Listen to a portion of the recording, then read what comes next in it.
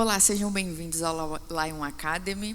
Nós estamos na nossa quarta aula desse segundo bloco de estudos sobre as características de uma igreja profética. E hoje eu quero fazer um convite para vocês. Vamos conversar um pouquinho sobre amor? Vamos aprender nas Escrituras? O que é isso?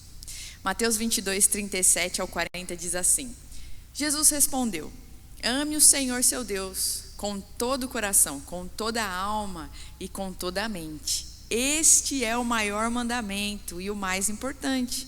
E o segundo mais importante é parecido com o primeiro: ame os outros como você ama a si mesmo. Toda a lei de Moisés e os ensinamentos dos profetas se baseiam nesses dois mandamentos. Eu acho que esse assunto é importante para nós. Se nós estamos falando que toda a lei, todas as coisas espirituais, elas podem ser explicadas e entendidas por meio do amor, então acho que quando a gente fala de vida de profeta, de ofício profético, a gente precisa olhar para as Escrituras e aprender e nos debruçar sobre o que é esse amor e como nós compreendemos e vivemos o maior mandamento de todos, que é amar a Deus. Então isso aqui é só para a gente entender a importância dessa conversa. Quero fazer esse convite para nós. Vamos olhar para isso, vamos nos debruçar. Eu tenho uma pergunta aqui. Como é que a humanidade fala nos dias? Você já parou para pensar nisso? Como é que a televisão tem ensinado para nós sobre amor? Como é que os filmes, as novelas, como é que as canções estão falando sobre amar? A capacidade do ser humano de amar.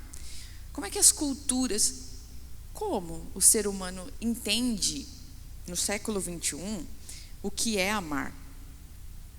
O amor é um dos temas mais explorados pela humanidade. E isso independentemente da cultura. Que possamos nos utilizar como recorte. O ser humano ama, ele deseja, ele se emociona e busca compreender o que isso significa.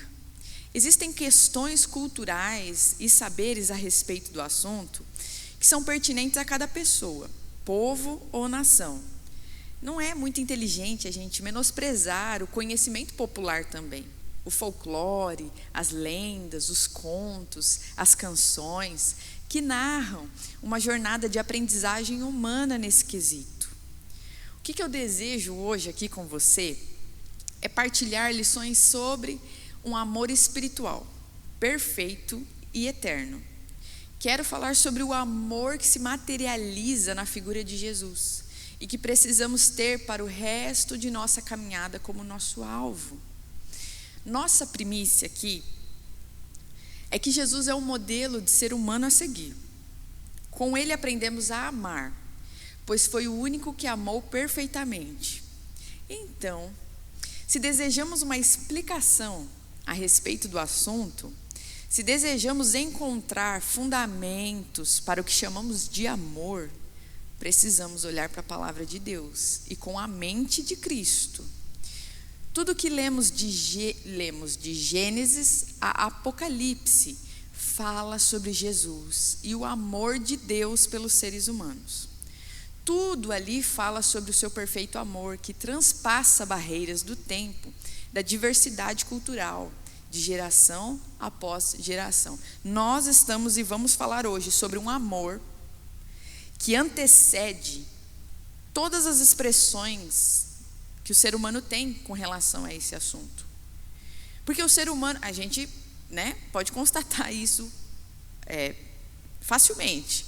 O ser humano ama, nós amamos, nós criamos arte, nós nos expressamos com relação ao amor também. E isso é evidente no nosso meio. Uma das canções mais lindas que o homem faz é quando ele fala sobre amor. Mas ele está falando sobre um amor conjugal, muitas vezes. Esse amor também, ele deriva de algo espiritual, eterno e verdadeiro. E a partir disso, nós vamos e queremos olhar e entender todas as demais formas e expressões de amor que nós encontramos na realidade humana. Aqui eu não estou entrando nem no ponto e no mérito ainda de certo ou errado. Eu estou aqui com vocês colocando uma lente de contato de algo revelado ao homem, espiritual e eterno, que vai nos sustentar para entender se isso que o ser humano está tentando nos ensinar é bom, é santo, ou vai fazer bem para nós, ou é saudável, ou não. Então nós estamos dando um passo para trás, para que, como profetas, pensando aqui no ofício do profeta, para que nós possamos nos alicerçar em Cristo, na revelação do que é esse amor verdadeiro, santo e eterno, para que nós possamos anunciar o coração de Deus a respeito da conduta humana com relação a esse assunto. E para isso nós precisamos olhar para Jesus, o nosso modelo de ser humano, modelo perfeito. Jesus é a planta do projeto, gente. Jesus, ele se fez, o Filho de Deus se fez carne, desceu e habitou para mostrar para o ser humano o que é ser um ser humano de verdade, sem erro, sem pecado, sem desvio de conduta, a planta do projeto. É assim que vocês precisam ser, é assim que vocês precisam se comportar. Eu os criei pensando nesse modelo, e vocês são formados nessa forma, chamada Jesus Cristo. Para isso nós precisamos ir para a prática, nós precisamos falar de questões práticas, porque olha só, isso é uma primeira lição para nós. O amor, ele não é simplesmente um mix de sentimentos. Não é paixão avassaladora, tal como nós aprendemos nos filmes. Aquelas coisas hollywoodianas, onde o homem e a mulher e tal, hoje em dia não mais nesse formato, nem sempre, se encontram e vivem, e aí é o ápice da realização humana. Não, quando nós olhamos para o amor, por meio de Cristo, por meio das Escrituras, nós precisamos ir para a prática.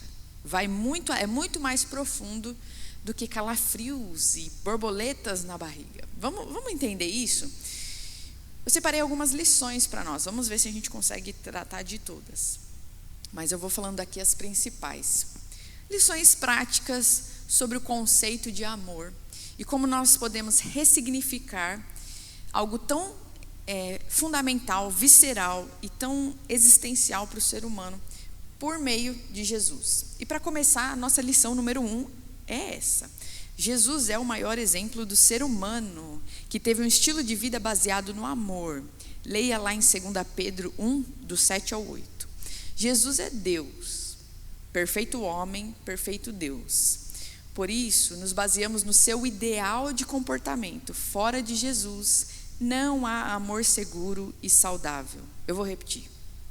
Fora de Jesus, não há amor seguro e saudável. Há interesse pessoal, há desejo de suprir solidão, há medo de abandono, há necessidade de reconhecimento e assim por diante. Verdadeiramente, gente, e coloca isso no seu coração, porque a gente ultimamente tem achado muito fofo e tem se encantado muito com propostas de amor que não são aprovadas e abençoadas por Deus, biblicamente falando. E a gente simpatiza com isso. Mas, por meio das Escrituras, da palavra de Deus, isso aqui é o cerne de tudo. Essa é a verdade. Sem Jesus, não há amor gratuito, verdadeiro, honesto. Sempre haverá algo a ser suprido. Sempre haverá um buraco, um vazio. Se Jesus não está no negócio, se o Deus Criador não está nesse relacionamento, você pode ter certeza que está o pecado. Porque se Ele é a fonte de toda a vida, de tudo que é bom, não tem como existir algo bom fora disso. Não faz sentido isso? Se você só tem uma fonte de água limpa, e você está bebendo, e essa fonte ela tem a sua forma de ser, ela tem as suas regras, ela tem o seu projeto. Se você está bebendo e você está expressando amor fora disso, e só aqui que há vida, santidade, beleza e decência, como é possível que do lado de fora haja algo de saudável, bom e digno? Não tem como. Se Deus é a fonte de toda a vida, é só por meio dele que a gente acessa o verdadeiro amor. Todas as demais coisas têm aí uma carência, uma necessidade, há pecado ali. E não há bênção de Deus nisso tudo. A primeira lição é essa: só existe amor verdadeiro e saudável, que é abençoado por Deus, se é um amor que combina com Jesus. Se não combina com Jesus, está fora da proposta, está fora do plano de Deus e traz maldição sobre os homens. Lição número 2: Deus é amor. 1 João 4,8. Deus é amor. Mas o amor não é Deus, gente. Se trata de um atributo divino, é isso que nós estamos falando. Alegar sentir amor por alguém não é uma desculpa para justificar qualquer tipo de relacionamento. Lembre-se, para nós cristãos, amar pessoas está mais próximo de ser um estilo de vida do que uma atração física, desejos e sensações corporais. Existe uma forma de se amar, há um plano divino. Não é uma questão simples de eu sinto e ponto, está valendo. É aquilo, né? Hoje em dia o ser humano está fora da proposta de Deus, ele está bebendo de outras fontes e ele está querendo nos convencer que isso é lindinho, fofo e digno de ser aplaudido. Mas, se nós olharmos para as Escrituras, nem racionalmente, nem no nível da razão humana, isso faz sentido. Porque se existe uma fonte, existe uma conduta e existe uma proposta, como aquilo que está fora e é contrário ao que é orientado, pode ser bonito? Pode produzir algo bom? Até logicamente falando, isso não faz sentido. Por si só, o amor do ser humano, ele não é lindo. Ele precisa estar fundamentado nas verdades da palavra de Deus. Há princípios norteadores, justamente porque o Criador nos ama e quer que vivamos pacífica e saudavelmente uns com os outros. Ele sabe o que faz bem e o que não faz, e abençoa nossos relacionamentos quando vivemos segundo suas orientações. Então não tem como Deus abençoar o que está amaldiçoado. Não tem como Deus abençoar e consentir relações que ele diz que não é para ser feita. Não tem como. O Senhor abençoa e sela relacionamentos segundo a orientação dele para o projeto de ser humano. Olha, eu fiz homem e mulher, assim Deus os criou. Fiz um para o outro. E o Senhor abençoa isso.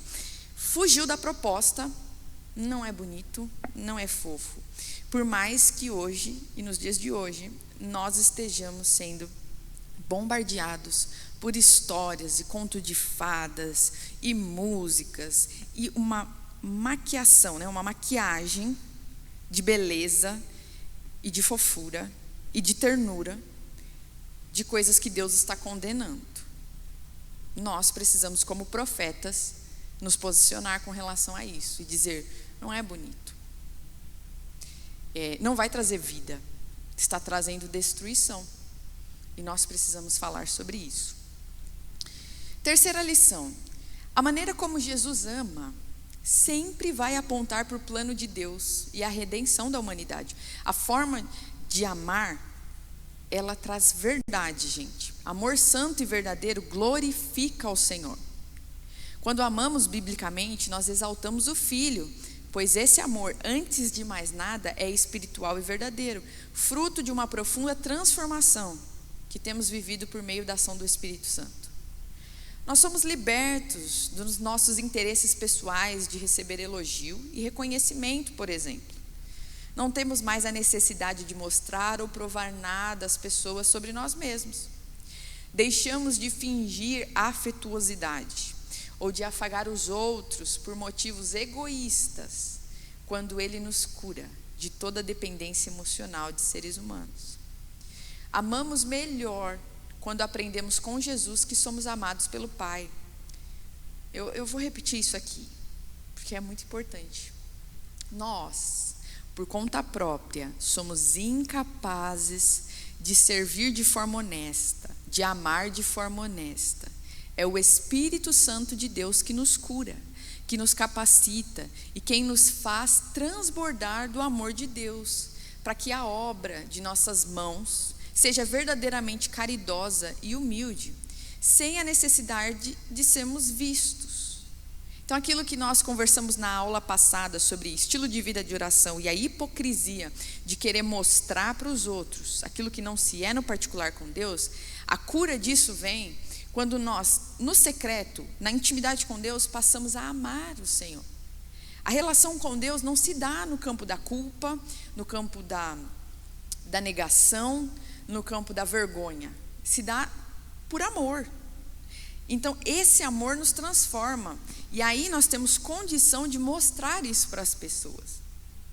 Só somos capazes de amar assim, de forma santa e verdadeira, porque estamos sendo amados, vivendo e experimentando esse amor, aprendendo com quem ama de verdade, como se deve amar. É esse mesmo amor que nutre o desejo em nós de estarmos no secreto com Deus, sem plateia, sem holofote. Se você não tem vontade de estar com Deus no secreto, mas você tem muito desejo de estar com um microfone na mão, ou de mostrar para as pessoas que você é espiritual, deixa eu falar isso aqui, você precisa ser aperfeiçoado no amor de Deus. Porque nós estamos vivendo uma falácia.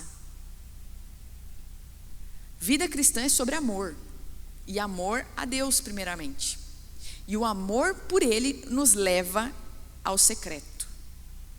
O amor por Deus nos leva a nos esconder nele. Porque é isso que o nosso mestre nos ensina e nos orienta. Fecha a porta do teu quarto. Ai, Carol, não consigo. Então coloque isso diante do Senhor. Fale assim, seja honesto. Fale assim, nem consigo parar aqui para conversar com o Senhor por 2 minutos. Fale isso para Deus. Porque não tem como essa situação mudar se nós continuarmos na hipocrisia de vidas que performam uma religião, uma religiosidade que não tem lastro, fundamento, embasamento de secreto, de verdade. Lição número 4. Amor saudável, ele liberta, gente. Amor saudável liberta. O amor de Deus é libertador. O amor que vem de Jesus é libertador. Ele não é possessivo. Ele não é ciumento nem dominador a ponto de comprometer a liberdade de escolha das pessoas. Leia Lucas 4,18. Não podemos esquecer, Deus libera os seres humanos para que escolham o estilo de vida que eles querem levar. Isso não quer dizer que não há consequências por nossos erros, mas que Ele sempre, sempre, sempre vai deixar que tomemos nossas próprias decisões, concordando com elas ou não. É, afinal de contas, uma decisão que tomamos para a vida. Seguir os passos de Jesus ou não seguir. Isso que Deus faz é ter amor por sua criação. Você quer evidência e expressão maior do amor de Deus pela humanidade, que esse Deus é amoroso, do que a liberdade do ser humano de andar com Ele ou não? Se existe o ímpio nos dias de hoje, isso é uma evidência claríssima que existe um Deus que ama e que permite que as pessoas tomem as suas decisões e que escolham virar as costas para Jesus. Não estou falando que Deus não é zeloso com a aliança que Ele tem com o seu povo. Ele é zeloso, Ele resguarda. A noiva é do noivo e Ele fez tudo por ela. Isso é zelo, é dele, é uma aliança eterna que se cumprirá, que está se cumprindo, que se cumpriu em Jesus. Mas quem não quer viver não vai viver. Por isso que existe o mal, porque o ser humano decide e decidiu desde Adão e Eva, desde as decisões de Satanás. Ele escolheu pecar contra o Deus Criador, Santo, puro e verdadeiro. Deus, Ele quer que todos sejam salvos. Mas isso não quer dizer que todos estão escolhendo Jesus. infelizmente. E o nosso papel como profetas é alertar isso. Se arrependam. As suas escolhas estão te levando para longe de Deus. Você está virando as costas para Deus. Humanidade, ei, olha o nosso Criador. Venham, se arrependam, mudem o seu estilo de vida, porque Ele está voltando e Ele vai julgar você pelas suas ações. Ele vai julgar porque Ele vai permitir que você decida não segui-lo, mas isso também trará consequências. Não tem como falar de vida profética se não falar sobre uma voz que clama no deserto e prepara o caminho para a vinda do Filho de Deus.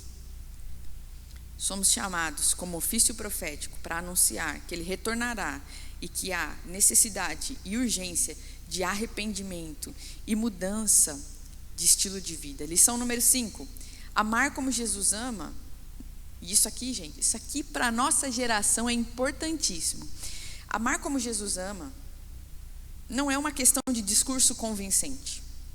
Não se trata de algo conceitual que convencemos o outro sobre. Não é sobre falar. Não é sobre palavrinhas. Eu não tento explicar que eu amo e que meu jeito de amar é verdadeiro, racionalizando e articulando ideias para que as pessoas se sintam amadas e convencidas. Não. Eu demonstro que amo. Eu me comporto como quem ama. Aliás, Jesus nos ensina que demonstramos amor por Ele quando obedecemos aos seus mandamentos. João 14, 21. Está aí mais uma evidência de como o amor e a ação prática estão intimamente atrelados. Deus está de olho na nossa postura, se temos um coração obediente à voz do Espírito. Se Deus está te falando assim, olha, não pega, por exemplo, não pega nesse copo. E nós chegamos no culto assim, não é bom para você, não vai te fazer bem, não fiz você para isso, ou não é o momento, ou então ele fala o contrário, tá bom, agora pega o copo, agora é hora de pegar o copo. Se o Senhor está nos dando uma orientação, nós chegamos no culto, por exemplo, e adoramos, e cantamos, e Deus, eu te amo, Senhor, glorificado és. O que vocês acham, segundo aquilo que a gente está aprendendo na palavra, pelos ensinamentos de Jesus, o que vocês acham que está falando mais sobre amor para Deus? A gente aqui, não respondendo à orientação dele, ou a gente aqui falando e dizendo, não, mas eu amo ao Senhor, Jesus é um querido para mim. Jesus, Ele mesmo nos ensina que quando a gente obedece às orientações dele, a gente está amando. Então não tem como dissociar essas coisas, não tem como desvincular amor de obediência. Se Deus manda a gente fazer X, Y, Z, Ele só vai entender que Ele é amado por nós se a gente obedecer. E Ele não se impressiona com palavras bonitas que nós falamos, cantamos, falamos para as outras pessoas. Deus não está se importando com aquilo que nós expressamos para o mundo sobre Ele, se isso não está alicerçado num estilo de vida de quem obedece aos ensinamentos. E isso nós vemos de monte por aí. Infelizmente, nos dias de hoje, pessoas colocadas em lugares de influências, de cargos eclesiásticos, que performam ou como um estilo, ou como um ministro que canta, como ministro de louvor, ou como um pregador, ou como um pastor. Pessoas estão performando uma coisa, mas que na sua vida pessoal não estão obedecendo ao que Deus está mandando, ou que não, no seu estilo de vida, nas suas escolhas, nas suas práticas, estão longe dos princípios que elas mesmas falam e ensinam para outras pessoas. Isso aqui foi um dos alvos principais do ministério de Jesus, de denúncia contra essa geração.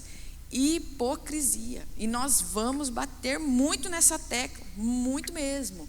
Hipocrisia não tem nada a ver com Deus. Tudo que eu estou aqui com vocês conversando, tudo que a gente sobe aqui e profetiza e ministra, precisa estar alicerçado, estar em acordo com as nossas vidas pessoais, com as escolhas que eu faço no meu dia a dia, que você faz no seu dia a dia. O Senhor nos chama para obedecer, para a gente sair desse mundo das ideias de quem está prometendo muita coisa para Deus, mas que não está sendo obediente. O nome disso, gente, é religiosidade. Religiosidade, um estilo de vida vazio de verdade, onde a gente se reúne na comunidade, a gente tem os jargões e fala meio crentez, e ouve música gospel, e lê livros gospel, mas os princípios não estão nos nossos estilos de vida, e no dia a dia nós somos confundidos como os pagãos. Isso não é amor verdadeiro. O amor de Deus nos leva a uma transformação completa. Lição número 6. Só para esclarecer aqui para nós, tá? O controle é diferente de amor. Controlar é diferente de amar. Quem ama, prepara ao invés de controlar. João 16:16. É importante dizer isso, principalmente para pais e líderes. Jesus partiu quando precisou voltar para o seu Pai. Ele sabia que a sua hora havia chegado e que o trabalho feito com os seus discípulos foi suficiente. Jesus nos dá liberdade para que tomemos nossas decisões sozinhos.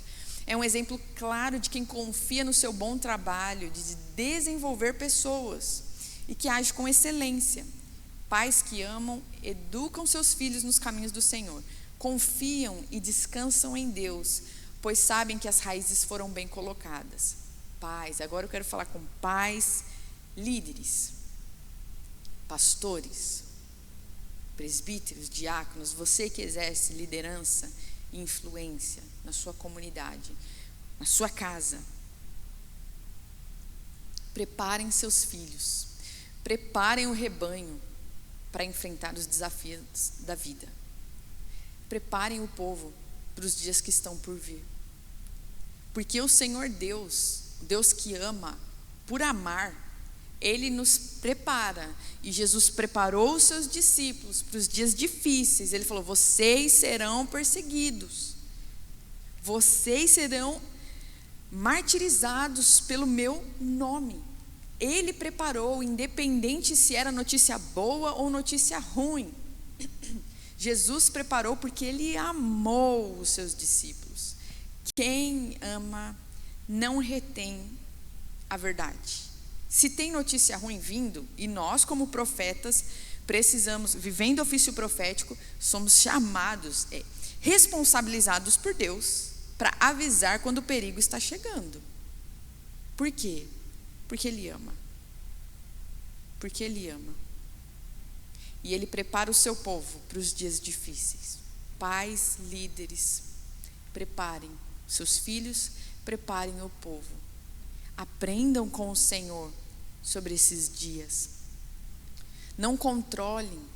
Não é sobre controle, sobre prisão, sobre possessão, sobre colocar a igreja numa bolha. Não, isso aqui não faz. Aí os ministros passam a só falar sobre positividade, só sobre um evangelho de coaching e de autoconhecimento, e deixa de falar do que está acontecendo do lado de fora e dos desafios que a igreja ainda vai enfrentar. Ei, não dá mais para a gente pregar meio evangelho.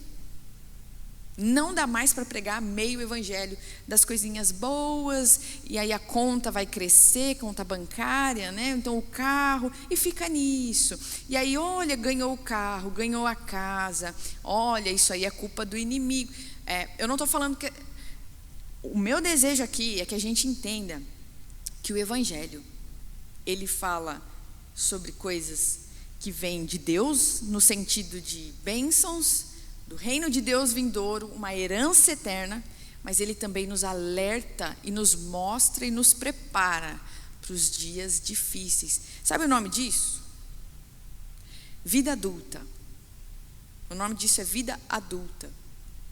É uma espiritualidade madura, que entende e que se responsabiliza e que toma postura diante de verdades difíceis. Jesus, por meio da verdade, por meio do seu amor, ele preparou os discípulos com as notícias difíceis. O Filho de Deus será crucificado, eu vou partir, você vai me negar, Pedro, vocês serão perseguidos, no mundo tereis aflições. A gente precisa sair do mundinho de Bob, de uma gospelândia, onde nós não nos conectamos com o mundo. O Senhor chama o povo de Deus para ser sal e luz e mostrar para o mundo não só a mensagem da esperança, mas também a consequência do pecado, e que nós precisamos abandonar esse estilo de vida, que é possível sim por meio do Filho acessar a abundância, mas que também existem coisas acontecendo por conta da teimosia dos seres humanos. Lição 7. Jesus não amou de forma cega e passiva. Não é toda forma de amor que combina com ele, como a gente é muitas vezes doutrinado pelo mundo afora. Amar a partir do Filho de Deus é aprender a discriminar, a separar, discernir o saudável do potencialmente perigoso e doentio. Deus colocou limites, princípios que regem a realidade, tanto natural quanto espiritual, e faz isso por meio de sua sabedoria. Provérbios 8, dos 27 ao 31. É só olharmos para Gênesis 1 que iremos compreender os planos e propósitos de Deus para toda a criação. Olha só, eu vou falar aqui, limites são bons. Limite, colocar limites é algo santo, pois eles protegem planos originais e o bom funcionamento deles. Isso mostra que há um zelo com a integridade do Criador para com a criatura. O projetista, aquele que fez o copo, por exemplo, ele dá as instruções assim: olha, esse copo aqui é para ele armazenar substâncias. Se você usar esse copo como uma bola de futebol, ele em instantes ele vai quebrar, ele vai perder a sua funcionalidade. Quem fez o copo sabe para que serve e como deve ser usado para que ele não venha perecer e se perder.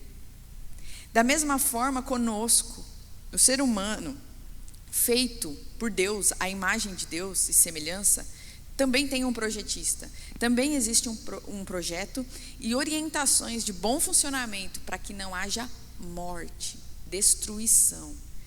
O pecado é isso, é quando a gente foge da proposta de Deus para nós. E consequentemente, qual é o salário disso? Morte. Então, há um abuso da existência humana quando nos relacionamos de uma forma que não é a que Deus propôs. Está morrendo, está sofrendo, está deteriorando, está causando prejuízo a si e aos outros, quando nós não amamos segundo as orientações de Deus. O Senhor nos fez perfeitamente funcionais e com um propósito claro. Foi o pecado que nos tornou inúteis. Olha só, nos afastou do Criador e consequentemente de nossa participação no plano dele para a sua criação. Se você ama, estabeleça limites e sinta-se amado quando for lembrado deles também. É desafiador para nós, né? Ninguém gosta de ser colocado, olha, não. Ninguém gosta de ouvir não, e muitas vezes é difícil a gente dizer não também. Mas no Senhor, e por causa do amor de Deus que nos transforma, nós aprendemos que isso é bom. E no Senhor nós aprendemos os limites saudáveis das coisas. Por exemplo, o que é ser um bom pai? O que é ser uma boa mãe? O que é ser filho, filha, cônjuge? O Senhor, Ele tem uma proposta. Ele tem o saudável disso tudo. E o nosso papel é buscar nele esse projeto aí, do que é ser mulher, do que é ser homem, e aprender com Ele e colocar limites de relacionamento. Olha, isso aqui tem a ver com a proposta de Deus para mim. Isso aqui não, isso aqui eu não aceito, isso aqui é pecado, isso aqui vai destruir a mim, a minha casa, os meus relacionamentos. Colocar limites. E por vezes nós, por conta do pecado, também precisaremos ser barrados, limitados, do tipo: ei, você está avançando. Ei, pai, mãe, você está controlando o seu filho. Você está atrapalhando a criação dele. Ei, cônjuges, vocês estão se destruindo. Vocês precisam aprender a se relacionar. E o Senhor tem essas respostas para nós. Isso é amor, gente. O amor, ele não é só aquele que afaga, que diz palavrinhas boas, doces. Ele tem esse aspecto. O amor de Deus, ele é o Espírito Santo consola, é o consolador, mas ele também corrige. Por amor, o Senhor não vai permitir que a noiva seja destruída. Por amor, Ele vai nos lapidar. Por amor, Ele vai permitir que nós venhamos a viver coisas difíceis e duras, para que sejamos aperfeiçoados e que venhamos a crescer. E eu quero encerrar já com a última lição. Por fim, só é possível compreender a permissão de Deus para as catástrofes, tanto na Bíblia quanto as que a gente vê no dia de hoje. A violência e as mortes na história da humanidade, quando compreendemos que Ele nos ama e fez tudo para nos resgatar desta vida miserável de pecado, aprendemos com Jesus que tudo que o Pai permite acontecer passa por essa verdade de que somos amados. Jesus Cristo, gente, é a chave para compreendermos a realidade humana. Toda a história caminha para glorificar o nome do Filho. Por mais que para nós agora não faça muito sentido, na mente de Deus fez. E assim nós cremos. Lembre-se, o final da história é felizes para sempre. Você está me ouvindo bem? O final da história, gente, da humanidade é felizes para sempre. E isso é para todo aquele que reconhece o Messias, o Cordeiro de Deus, que tirou o pecado do mundo. Olha, talvez você não tenha respostas para aquilo que está passando agora. E por vezes a humanidade cobra da igreja respostas que muitas vezes a gente não vai ter. E não vai. E a gente muitas vezes está perdendo tempo tentando justificar coisas no campo da ciência, da racionalidade. A gente entrou numa briga com o mundo que nem sempre é o que o Senhor está pedindo para nós fazermos. Talvez isso que você está vivendo não tenha uma resposta humanamente plausível. Como é que a gente justifica? Como é que a gente entrega uma resposta plausível para um pai que perdeu um filho?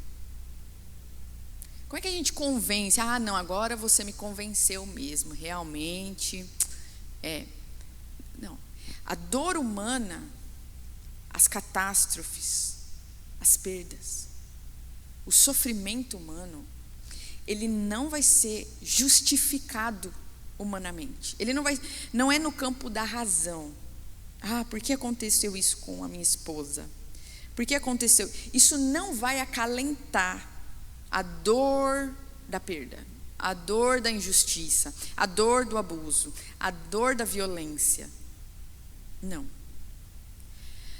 A nossa resposta, a nossa convicção, a gente só descansa diante de tudo isso que está acontecendo quando a gente coloca Jesus na história. E entende, e guarda no coração, que apesar da gente não ter as respostas ou a compreensão racional do porquê as coisas estão do jeito que estão, apesar disso, nós descansamos nessa verdade de que Deus ama e que nós estamos rumando. Isso é esperança, isso é fé, que nós estamos rumando para um felizes para sempre e que toda a dor do seu coração, do meu coração, ela será acalentada, as nossas lágrimas serão enxugadas, as nossas dores e feridas serão saradas. Essa é a verdade. E isso precisa nos bastar. Isso nos dá força para continuar levantando todos os dias, independente das más notícias, independente dos diagnósticos, independente do abuso no trabalho, do abuso e da ferida religiosa. Como nós entendemos isso tudo? Por meio do amor. Essas são algumas das lições, 8 lições de uma lista de 26 que eu separei, do que é o amor do Senhor, de forma prática. Então, tanto para a gente conversar sobre esse assunto, mas por hora eu acredito que é um bom começo para nós, aqui como Lion Academy, como um ofício profético que nós estamos vivendo, como o corpo de Cristo de forma geral.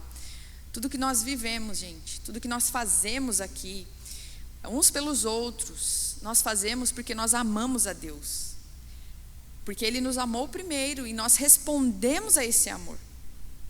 Aí nós fazemos, aí nós servimos, mas nós amamos com a firmeza desse amor. O profeta, ele é perseguido por falar a verdade, porque ele fala mesmo que tem que ser falado, e ele mexe em coisas que o mundo está dizendo, deixa para lá, que os falsos profetas, os falsos pastores, os falsos mestres estão dizendo, está tudo bem. O Senhor levanta os seus profetas para dizer, não está bem, excedeu e extrapolou os limites de atuação de vocês, voltem, se corrijam, se posicionem. Isso é amor. O amor de Deus se revela também nos dias difíceis da nação. Dias difíceis para a política, dias difíceis para a economia, dias difíceis para a sua casa. O amor de Deus não morreu, não se perdeu. Ele não se esqueceu de você. A questão é que nós precisamos acessar esse lugar, para que, como Pedro, nós venhamos a andar sobre essas águas, a andar sobre a tempestade, a andar sobre o problema, porque em Cristo Jesus a vitória é nossa, o destino é certo, é de glória, é de perfeição, de saciedade, de júbilo completo e pleno na presença do Deus Pai. Deus abençoe vocês e que nós possamos juntos celebrar esse amor, viver esse amor em Cristo, amar, porque esse é o primeiro mandamento, amar a Deus acima de todas as coisas e amar ao próximo como a nós mesmos, porque Ele nos amou, nós o amamos, porque Ele nos ama, nós obedecemos a Ele e amamos o próximo também. Deus abençoe e até a próxima aula.